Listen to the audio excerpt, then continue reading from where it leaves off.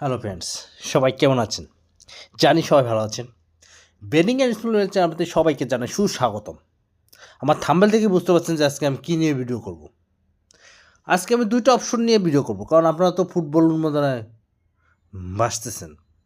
এই জন্য আপনাদের মনে প্রশ্ন করতে পারে যে ব্রাজিল এবং আর্জেন্টিনা আন্ডার আন্ডার 32তে কার সাথে মোকাবেলা করবে। অনেকে বলতেছে ব্রাজিল জাপানের সাথে মোকাবেলা করবে, অনেকে বলতেছে ব্রাজিল জাপানের সাথে মোকাবেলা করবে, আবার অনেকে বলতেছে আর্জেন্টিনা সৌদি আরব অথবা কেপ ভার্দের সাথে মোকাবেলা করবে।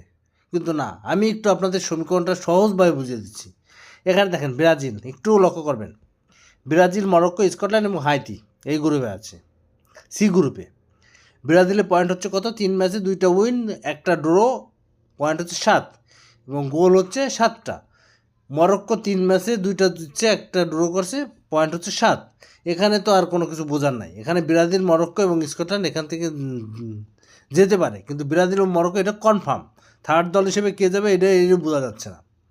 কিন্তু এখন আপনাদের মনে প্রশ্ন হতে পারে, ব্রাজিলের সাথে কে খেলবে?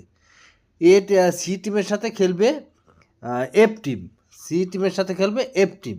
এফ টিমে কে আছে? একটু আমার কথা মনোযোগ দিয়ে শুনবেন। নেদারল্যান্ড, জাপান, সুইডেন এবং তিউনিসিয়া। এই ম্যাচটা আজকেই বোঝা যায় ব্রাজিলের প্রতিপক্ষ কী হচ্ছে। আপনারা তো অনেক আগে থেকেই বলতেছেন যে জাপানের সাথে ব্রাজিলে খেলা হবে। এখানে ওই সি গ্রুপের চ্যাম্পিয়নের সাথে খেলা হবে এফ গ্রুপের রানার্স আপের সাথে। এখানে আপনারা তো অনেকেই চিন্তা করতেছেন যে না, এটা সম্ভব না। এটা আমার মনে হয় ব্রাজিলের সাথে জাপানেরই খেলা হবে, কারণ জাপান এখানেই আছে। কিন্তু ম্যাচ আছে একটা আপনারা দেখেন, লক্ষ্য করেন। আমার কথাগুলো যদি ভুল হয়ে থাকে একটু মাফ করে দেবেন। দেখেন, লক্ষ্য করেন, এখানে নেদারল্যান্ড 2টা ম্যাচ খেলে 4 পয়েন্ট পাইছে, জাপান 2টা ম্যাচ খেলে 4টে পয়েন্ট পাইছে। এই দুইটার কথাই আমি বলি। এখানে দেখেন, গোল ব্যবধান হচ্ছে 7, গোল ব্যবধান হচ্ছে 7 এবং 6, কিন্তু সামান্য বেশ কম, বেশি ডিফারেন্স না। এখানে দেখা গেল, আমি বলতেছি নেদারল্যান্ডের সাথে খেলা আছে তিউনিসিয়ার এবং জাপানের সাথে খেলা আছে সুইডেন। জাপান কিন্তু দুর্দান্ত ফর্মে আছে, আপনাদের গোল ব্যবধান কিন্তু মাত্র একটা।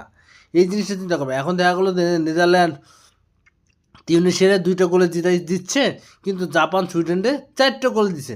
তখন কিন্তু গোল ব্যবধানে কিন্তু জাপান উঠে যাবে, ঠিক আছে? কারণ জাপানের পয়েন্ট 4। আবার দেখা গেলো সুইডেন নেদারল্যান্ডে হারাই দিল, তাহলে কিন্তু 1 নম্বরে চলে যাবে সুইডেন, ঠিক আছে? এখানে দেখেন, এখানে অপশনটা কিন্তু অনেক জটিল অপশন। এখানে আপনার জাপান এবং সুইডেন, এটা কিন্তু খুব হাড্ডাহাড্ডি একটা ম্যাচ হবে।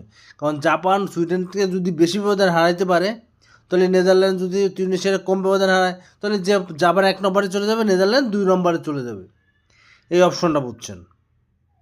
এখন আর একটা অপশন দেখা দিচ্ছি আমি আর্জেন্টিনার বেলায়।